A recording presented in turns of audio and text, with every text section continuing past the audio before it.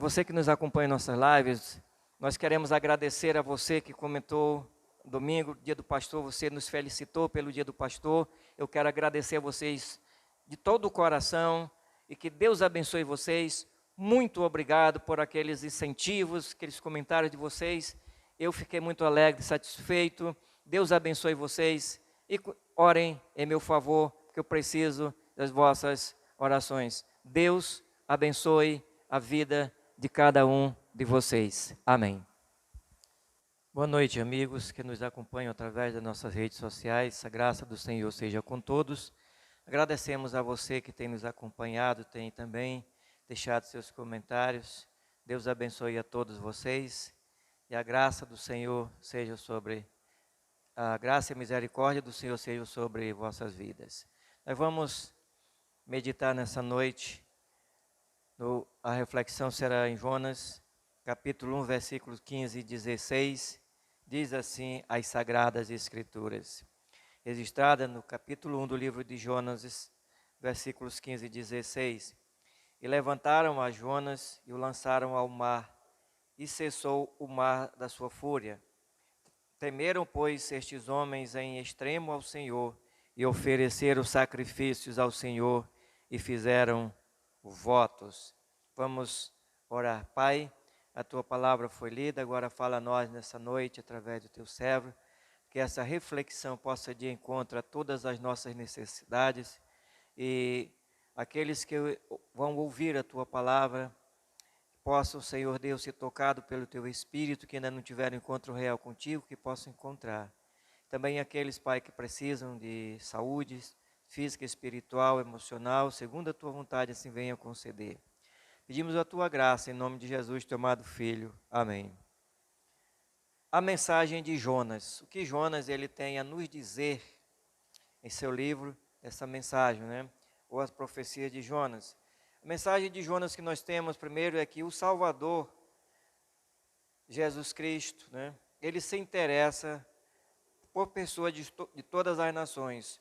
O Salvador, o Messias, Jesus Cristo, se interessa por pessoas de todas as nações.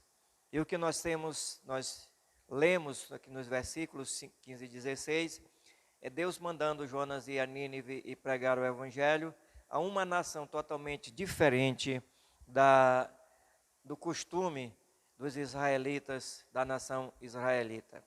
Deus assim, ele ordenou a Jonas. Então, Jesus, ele é o Messias que provará a morte física por 3 dias, né? Durante 3 dias, Jesus, ele provou a morte física. E nos diz as Sagradas Escrituras, no capítulo 2, versículo 10 de Jonas, diz assim as Sagradas Escrituras, em Gênesis 2 e 10, ele diz assim, ó: falou, pois, o Senhor ao peixe, e este vomitou a Jonas na terra.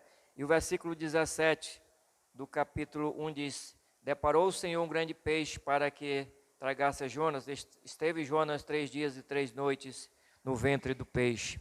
Lá em Mateus 12, 40, olhando rapidamente para o Evangelho de Mateus, capítulo 12, versículo 40, assim diz a palavra do Senhor. Porque assim como esteve Jonas 3 dias e 3 noites no ventre do grande peixe, assim o Filho do Homem estará 3 dias e 3 noites no coração da terra. Então nós temos aqui algo muito importante que a Bíblia nos mostra. O Messias, que é Jesus Cristo, ele provará a morte por 3 dias. Jonas está dizendo assim, olha, Jesus, o Messias, ele vai provar a morte por 3 dias. A mensagem do grande peixe, que engole Jonas. E Jonas passa 3 dias no ventre do grande peixe. E pelo poder de Deus, Jonas é preservado, ali ele não morre. Era o milagre de Deus, era o poder de Deus. Ali estava falando da morte de Jesus Cristo e que ele ressuscitaria ao 3º dia. Jonas teve esses 3 dias no ventre desse grande peixe, né? Então, era ali um anúncio, um pré-anúncio da morte de Jesus Cristo, daquilo que ele iria fazer. Então veja que a mensagem da morte de Jesus Cristo já estava aqui então firmada, dita no livro de Jonas, a mensagem de Jonas. E então, ele mostra que Jesus Cristo se interessa por pessoas de todas as nações. Então, a salvação não era simplesmente só para os judeus, porque se fosse Jesus não teria mandado, ou Deus não teria mandado Jonas ir pregar o evangelho a Nínive, uma cidade inimiga de Israel, né? Jesus, ele é o Messias que ama todo tipo de gente. Ele ama, está lá no capítulo 3, versículo de 1 a 10 de Jonas, ele mostra esse tipo de gente que havia na nação ninivita, né? Então, mesmo de nações cruéis, eles eram cruéis. Do versículo de 1 a 3, ele diz assim: veio a palavra do Senhor segunda vez a Jonas dizendo: dispõe-te e vai à grande cidade de Nínive e proclama contra ela a mensagem que eu te digo. Levantou-se, pois, Jonas, foi a Nínive segundo a palavra do Senhor. Ora, Nínive era uma cidade muito importante diante de Deus e de 3 dias para percorrê-la. Então, ele foi pregar, porque era um povo terrível, era um povo desobediente, era um povo cruel, que não procurava seguir a vontade de Deus, não queria saber de Deus, mas era criatura de Deus. Então Deus queria salvar também aquele povo. Deus era misericordioso para com aquele povo ninivita. Por isso ele envia Jonas, porque ele amava. Então ele ama todos igualmente. Mas lembrando que a ira de Deus também está sobre todos aqueles que não querem ouvir, não querem obedecer, que não querem chegar-se a Deus. Ele as alcançará por meio da pregação do Evangelho. Então, como que essas pessoas ouvirão o Evangelho? Como que elas vão ouvir o recado de Deus? Como que elas ouvirão a advertência de Deus? Para que elas se arrependam dos seus pecados, deixem a sua vida errada, a crueldade, para voltar-se para Deus. Então, é através do Evangelho, a graça salvadora de Jesus Cristo. Assim também hoje, a mensagem de Deus, ela é levada através do Evangelho. Veja que desde aquela época do Antigo Testamento, o Evangelho era proclamado, a mensagem de Deus era anunciada a todas as pessoas, através sempre de alguém, de um ser humano, sempre de servos de Deus, ele anunciando a mensagem. E isto vem até hoje, a mensagem do Evangelho. Hoje você está ouvindo através desta live, essa mensagem. Eu estou falando para você aquilo que Deus está dizendo, que a Bíblia nos diz. E vai ser sempre assim, a mensagem do Evangelho proclamada, para que as pessoas ouçam. O Evangelho significa boas novas de salvação. Não é boas novas ou boas notícias, como alguém diz assim, não, o Evangelho é boas novas, boas notícias. Não, porque você recebe boas notícias, boas novas, você passou no emprego, passou no concurso, e você diz, olha, eu passei no concurso, estou alegre, satisfeito. Foi boa notícia, mas não, o Evangelho não é boas novas de salvação, não é isso? Portanto, o Evangelho é boas novas de salvação. O perdão de Deus, o perdão de Deus e a salvação são concedidas somente a quem perante Ele verdadeiramente confessa seus pecados, se humilha, Ele dá o perdão, Ele perdoa, a salvação é dada.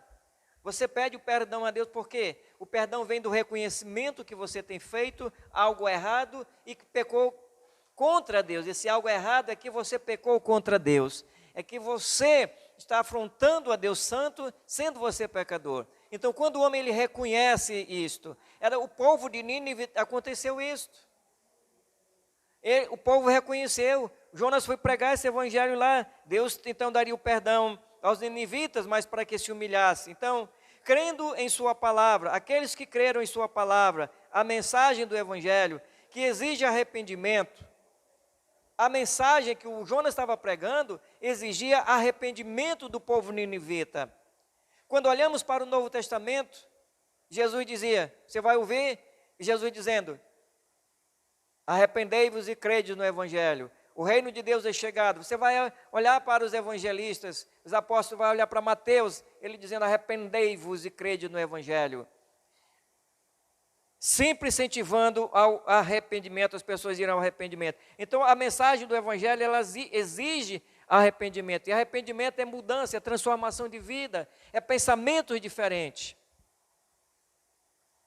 Isto é um sinal de quem abandonou a sua vida pecaminosa e abraçou o santo evangelho. Foi o que aconteceu com os ninivitas, quando Jonas pregou o evangelho para eles. Quando Jonas chegou lá com a mensagem de arrependimento e mostrando para eles qual era a vida que eles estavam vivendo, que era uma vida pecaminosa e que Deus iria destruí-los e que eles iriam então enfrentar o juízo divino. Então toda a cidade, aquela população se arrependeu, as autoridades se arrependeram, o rei reconheceu isto e se humilharam perante Deus. E houve perdão dos pecados dele, houve salvação para aquela gente. Da mesma maneira é hoje. Se houver arrependimento, quando as pessoas se arrependem dos seus pecados, reconhecendo que são pecadoras e precisam de Jesus para ser salvas, confessam-no como Senhor e Salvador individual de suas vidas, crendo pela fé que Cristo, em sua morte na cruz do Calvário, é totalmente suficiente para salvar o homem, e assim fazendo, então terá a salvação, o perdão dos seus pecados. E como resultado, terão suas vidas transformadas. Vidas transformadas, como os ninivitas tiveram. Eles tiveram vidas transformadas, porque o evangelho transforma, o evangelho verdadeiro, o evangelho genuíno, ele transforma. Não é um evangelho social, não é um evangelho que agrada as pessoas, porque o evangelho de Cristo ele não agrada. Porque o evangelho de Cristo ele diz, ele vai ao âmago da pessoa, ele confronta as pessoas e diz que elas estão erradas, não tem méritos nenhum, não tem nenhum merecimento, não tem nenhuma coisa boa para ser salvas. O que os ninivitas tinham para merecer a salvação? Nada, mas eles precisavam, foi amor, graça e misericórdia de Deus. Assim, hoje, a salvação ela é oferecida a todos. A mensagem é anunciada a todos, mas perdão e salvação só obterão da parte de Deus os que confessarem seus pecados a Cristo. Então Ele perdoará e concederá vida eterna. Ele disse em João 10:28, dou-lhes vida eterna, ninguém as arrebatará da minha mão. O Pai que mais deu mais do que tudo, da mão do Pai ninguém pode arrebatá-lo. Então veja bem, para você que ainda não é um crente em Jesus, lembre-se disso, você precisa reconhecer que é um pecador, porque a Bíblia está dizendo que você é um pecador, está perdido longe de Deus, se não tem certeza de vida eterna, ainda está trabalhando para alcançar a salvação, meu amigo, está longe de Cristo. É preciso você reconhecer seu estado de pecaminosidade e receber a Cristo como Salvador da sua vida. Para você, meu amado irmão, que um dia serviu a Deus e está longe dos caminhos dele, volta para ter comunhão com ele enquanto há tempo, porque há um juízo. Deus disse, mandou Jonas anunciar aos ninivitas que viria um juízo. E eles foram livres desse juízo, sabe por quê? Porque eles se arrependeram, reconheceram o seu pecado contra Deus. Então vem servir a Deus enquanto há tempo, vem usar a tua vida no serviço do Senhor. Coloca a tua vida nas mãos de Deus e deixa o Senhor te usar para a glória e honra do nome dEle. A você, meu amigo que nos assiste, Deus te abençoe. O Senhor seja contigo, Deus conduza os teus caminhos e abra o teu entendimento para compreender a palavra do nosso Deus. Cristo quer salvar a todos. Vamos orar. Senhor, nosso Deus, nosso Pai, nós pedimos, Pai querido, que na sua graça infinita misericórdia, abençoe todas as pessoas que estão nos ouvindo nesta noite e aquelas que ainda hão de ouvir. Que o Senhor possa abençoá-las com tua graça e misericórdia. E reconheçam que são pecadoras, aquelas que ainda não te receberam como Salvador. E aqueles, porventura, Pai, que um dia te serviram, mas não estão mais, traz de volta o teu apreço. Fortalece os que estão contigo, estão te servindo, para que cada dia eles continuem firmes na tua palavra e não venham jamais ser desviados dos teus santos e benditos caminhos. Te agradecemos, no santo nome de Jesus, teu amado Filho, de hoje para sempre. Amém.